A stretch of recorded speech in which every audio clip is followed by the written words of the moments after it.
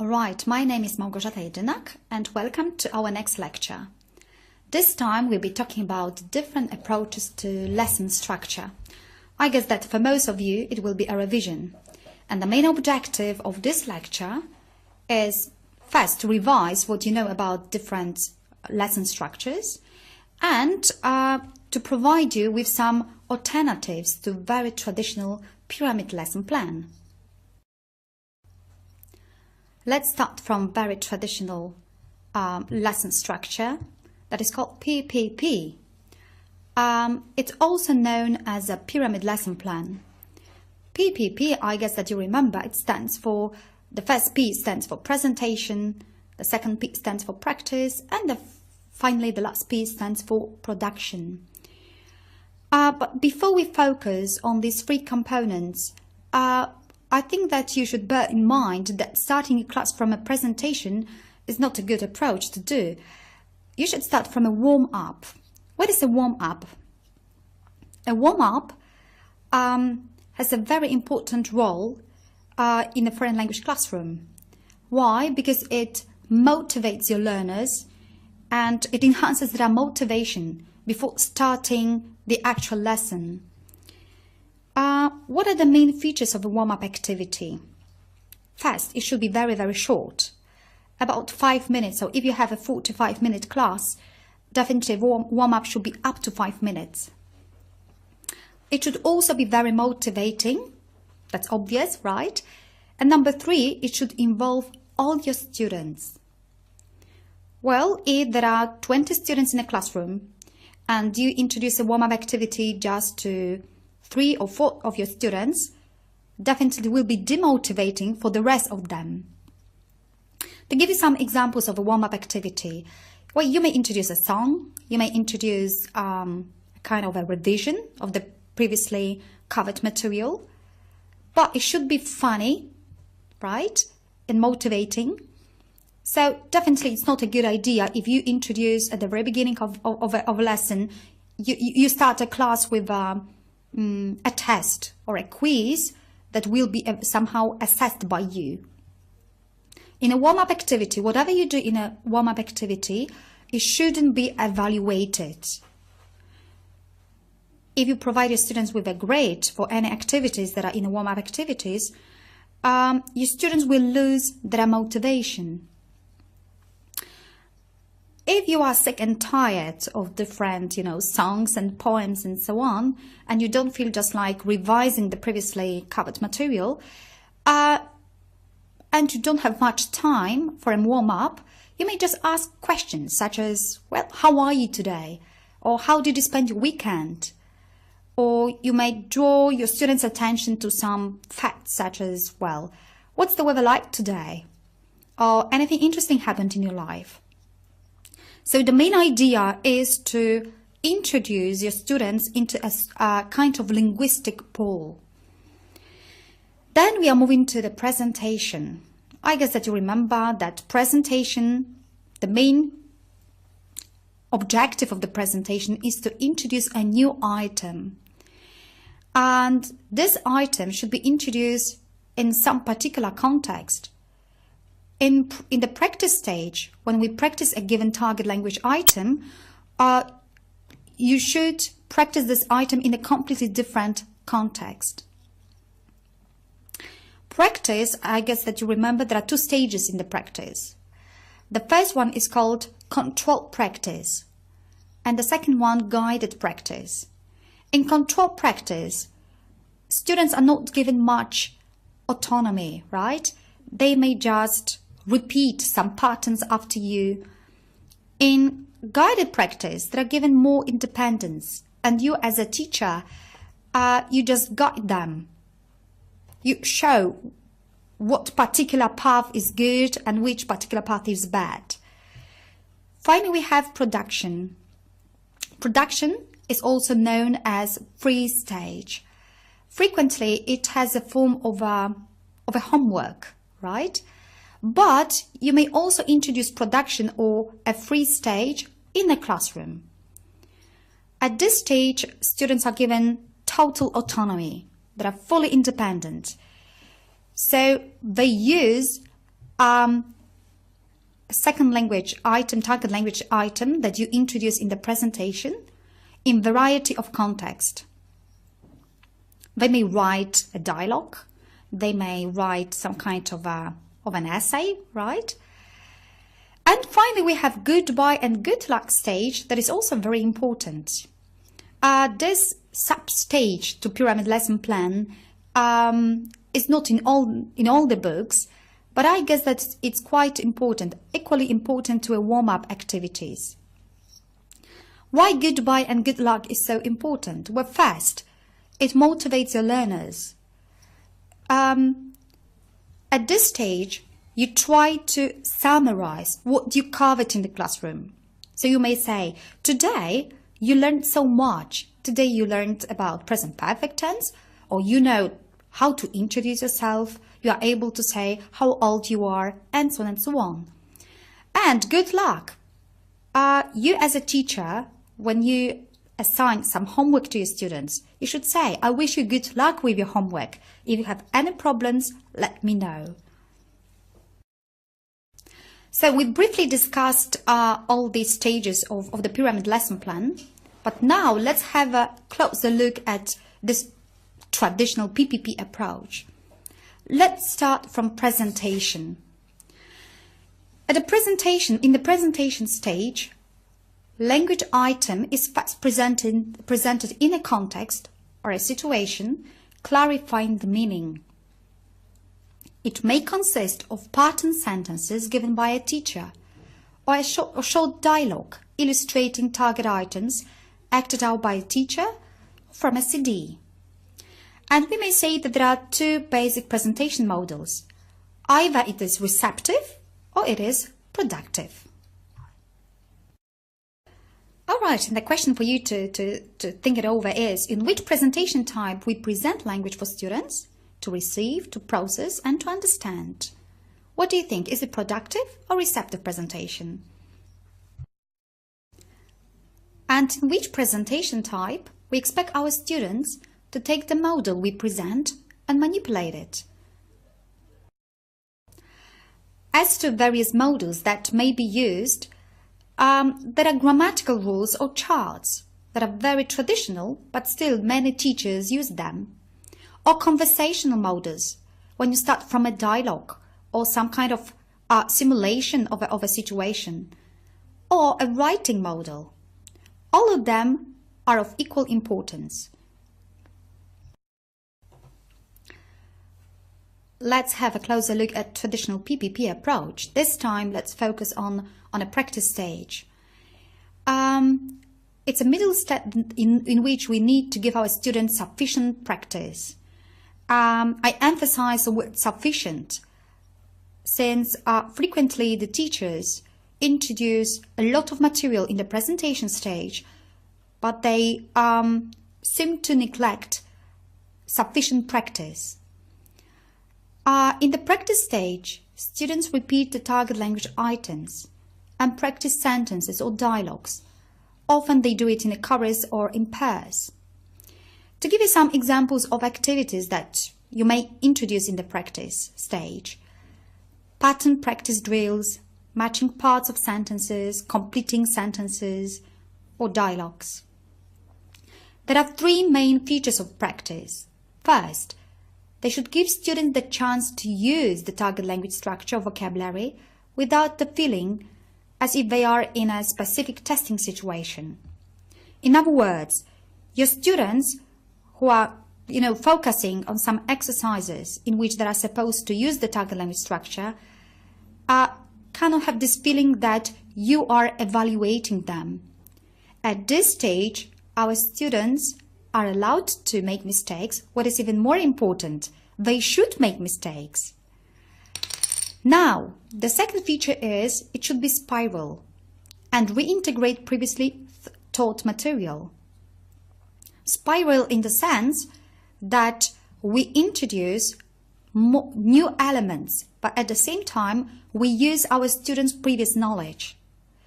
So we cannot, in the practice activity, introduce a sentence in which there are some lexical items or grammar items that students never heard about. Finally, it should be safe. In what sense? Students should feel that they are investigating and discovering, and they learn from mistakes. And they should have this feeling that they won't fail the class if they make some mistakes in the practice stage. And finally, we have the production stage. Well, this is the stage that the teachers really like. Why? Because at this stage we are allowed to evaluate our students. And we provide them with some corrective feedback. But mind you guys, providing our students with the corrective feedback does not mean that this is the testing stage. In the production stage, students produce language items they have learned, but in a free situation. Some activities that you may introduce at that stage are role play, simulation activity, even communication task. Or you may introduce in a classroom some topic and ask the students to prepare arguments for or against some statement. Or you may introduce some flashcards, pictures, and encourage the students to a discussion about it. Pyramid lesson plan is a very traditional approach to foreign language teaching. But still many teachers like this approach. Definitely there are lots of advantages that are appreciated by many language teachers. First, it's comforting and safe for teachers to know that students feel secure. But there are also clear lesson goals and stages. So the students know that after warm-up there is always presentation and then practice and then the production stage. So in other words, students they feel secure because they have these clear lesson goals and they know what they may expect from you as a teacher. The emphasis is on a product. All right, so as teachers, we are waiting all the time till this production stage. And when our students produce the target item that we introduce in the presentation, but in a free context. And finally, another great advantage of PPP is that learning is focused on theories and rules, which are automatized as a set of habit. Now, let's try to evaluate the effectiveness of the application of PPP in a classroom. Unfortunately, there is the gloomy reality, and we see that the results of the application of PPP are not very impressive. In other words, even if we prepare for our students well-ordered, well-structured lesson that is based on warm-up, presentation, practice, production, we will not actually be so satisfied. At this stage, I will refer to Skian's research from 1989. And he proved that if we introduce the instruction that is based on PPP, our learners will not achieve very high level of proficiency. He proved that actually only very talented, gifted learners were able to achieve this high level of proficiency. But at the same time, we have different type of research that shows that instruction did not have much effect on language learning. This is what Pfaffman from 1976 proved. That means that whether we teach our students by means of PPP or task-based approach, project work, whatever, finally, it does not have any effect on their attainment in foreign language learning. That's why in mid-1980s, researchers started their quest for the best and the most effective way of teaching foreign languages. We're trying to find this lesson plan that would somehow facilitate foreign language learning. Now let's focus on problems with PPP model. Well, the first and the greatest problem is that learners may do the task or role play at production stage without using target language forms at all. So it may happen that In the presentation stage, you introduce simple present tense, but at the production stage, your students are able to produce any utterances without using actually the target language item that you intend them actually to use. And the second problem is that learners tend to overuse target language forms, so it's something opposite.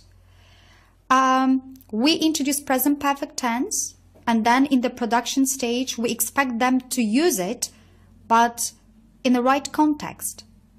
And here we have something opposite to the first point, that our students start overusing present perfect tense, and they use it for all the situations.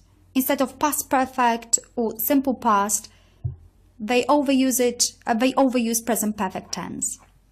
What happens? They produce the structures, all right, that are very unnatural. So definitely, it's not related to real-life communication. And another problem with this model is that PPP gives an illusion of mastery, as students often produce the required forms confidently in a classroom, but outside they don't use them at all, or they use them incorrectly. And I guess that this is what happens with most of us. After class, we are so happy that we mastered some grammar point or some lexical items, but we feel really confident about using the forms in a classroom. But when we happen to find ourselves in the target language classroom, when we happen to find ourselves in the naturalistic setting, we are not able to use these structures while conversing with the native speakers. And finally, PPP seems appropriate for beginners and elementary students. This is what some researchers actually claim. At higher levels, it is less likely to find success because reproduction and controlled repetition seems out of place. And I think it's a very argument against using PPP in a classroom. So, if PPP is so harshly criticized, what kind of model of a lesson we may introduce in a classroom? One of alternative was provided by Keith Johnson, and his strategy is called deep end strategy. In this approach, students are encouraged to immediate production. So we may say that it's a kind of a model that is completely opposite to PPP model. Instead of presentation, your students are somehow thrown at the deep end and they start from production, right? So if you have a look at this model, you may see that it resembles PPP model turned on its head. So teacher can return to presentation or practice after seeing some problems. If students are successful in using present perfect tense, there is no practice and no presentation. And definitely, it saves a lot of time. But it's more problematic when students produce lots of mistakes in the production stage. And now the question is, what can a teacher do?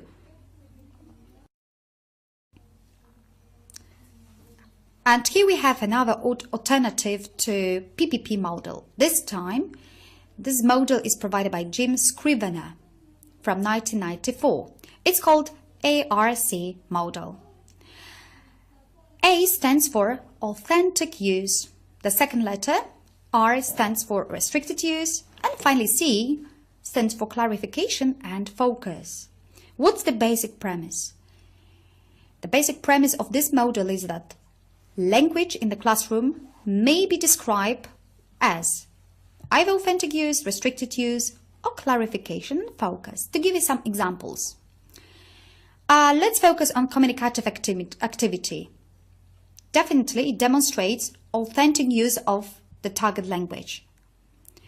But if we take into consideration some kinds of drills or elicited dialogues or guided writing, we may say that it provokes restricted use of the language.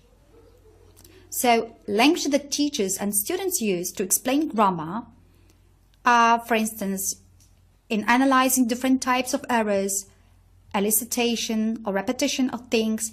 This is a typical example of clarification and focus.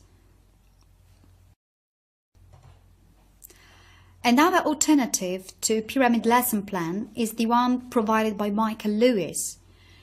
It's also known as OHE model. In this model, the first letter stands for observation, and A stands for hypothesis making, and finally E stands for experiment. Let's start from observation. So what happens? First, students observe what happens in the language. Either they focus on some reading text or they are exposed to some listening comprehension. They don't know any grammar structure, lexical items, but they are just observing what is going on in the language. Then they try to put forward some hypotheses about how language really works. To give an example, you're exposed to listening comprehension and you notice that after the structure, what about the native speakers use gerund form? What about going to the cinema? What about having a cup of tea? So you build up your own hypothesis. And finally, you arrive at a stage of experiment.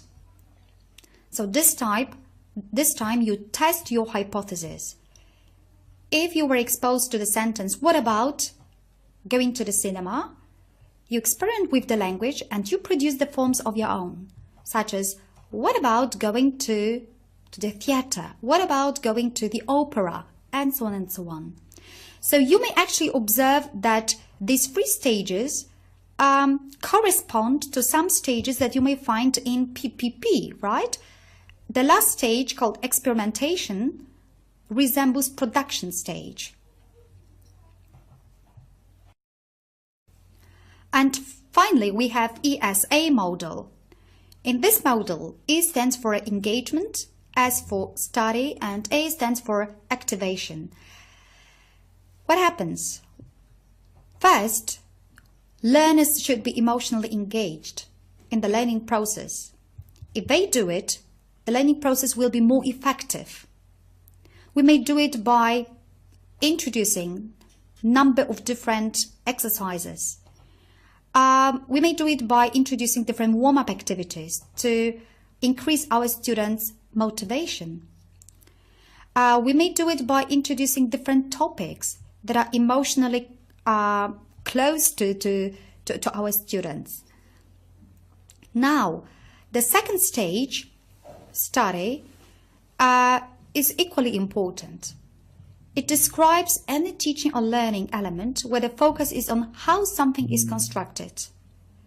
So we focus on specific intonation patterns, how paragraphs are constructed in a text, or we focus on a way lexical phrase is made. And finally, we have activation. It refers to a stage at which students are encouraged to use all or some part of a language that they already know. Okay, thank you for your attention. I guess that you found it quite interesting for you. And today the lecture was quite short, but next time we focus on task-based approach. And the lecture will be a little bit longish.